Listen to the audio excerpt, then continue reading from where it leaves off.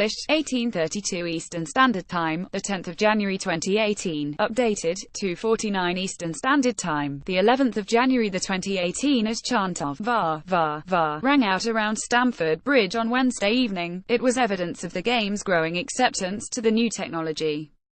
And while it was installed for Brighton's FA Cup win over Crystal Palace on Monday, the Carabao Cup semi-final at Chelsea marked the first game in England to see it called into use. It was under the microscope once again. 2 penalty decisions, one in each half, and an over-the-top push from Callum Chambers on Cesar Azpilicueta all had referee Martin Atkinson seeking assistance from video referee for the evening, Neil Swarbrick. Referee Martin Atkinson had VAR at his disposal during the Carabao Cup semi-final at Chelsea. The match at Stamford Bridge was only the second time a game in England has used VAR. VAR is to be used in decisions relating to the awarding of goals, penalty kicks, the issuing of straight red cards and cases of mistaken identity. Chambers and Azpilicueta jostled for position ahead of a corner with the latter shoved to the ground by the Arsenal man. Atkinson wanted VAR's view before ruling to play on with no further action taken. Arsenal teenager Ainsley Maitland-Niles was then at the centre of the first penalty review when it appeared at first glance that he was brought down in the Chelsea penalty area by Victor Moses.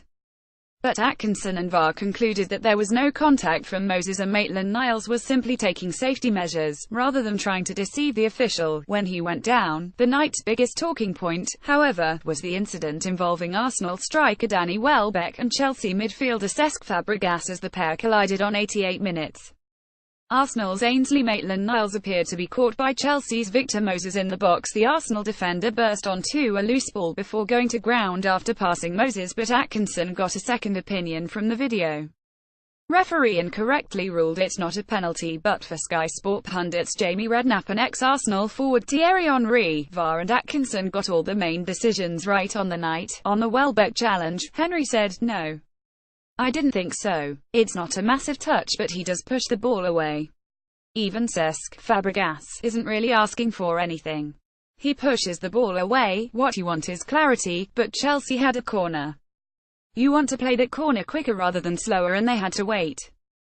So Arsenal get their position back. In the last 5 minutes you want to take corners quicker and another one, and I thought that killed the momentum of Chelsea a little bit." The main decision of the night was Danny Welbeck's challenge on Chelsea's Cesc Fabregas. Fabregas went down with 2 minutes to go as his manager Antonio Conte called for a review. Conte was caught gesturing for the VAR system on numerous occasions during the 0-0 draw. While Redknapp was in agreement with his fellow pundit about the correct decision being made, he felt the technology undermines the referees. "No, he's got the Welbeck decision right," he said. "As it goes in, you can actually see.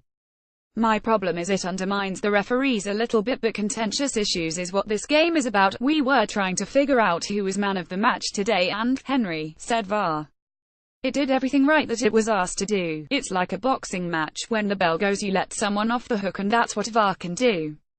I think today it was successful. More problems to come, I suggest, but today it did its job." Speaking to Sky Sports after the 0-0 first leg draw, Welbeck admitted he was not worried when Atkinson sought a second opinion from VAR. "I didn't know the VAR was for that incident," Welbeck said. "I knew I got the ball, so I wasn't worried at all. I could see him talking to somebody in his ear, but I knew I got the ball, so I wasn't worried."